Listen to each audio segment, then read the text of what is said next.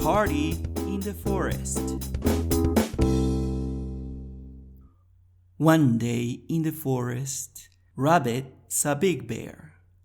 "Why are you so sad, Big Bear?" he asked. "It's my birthday and nobody remembered." "It's okay, Big Bear. I can help. It's party time." The rabbit wanted to help his friend. He wanted to make the best party ever for his friend. He found Frog catching flies.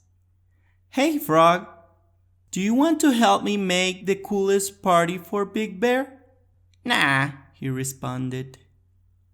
"I have to catch dinner for my family."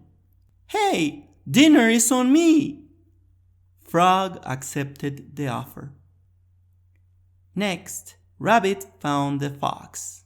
"Hey, Fox, do you want to help me make the coolest party for Big Bear?" "What's in it for me?" he replied. "How about a dozen beetles?" Fox agreed.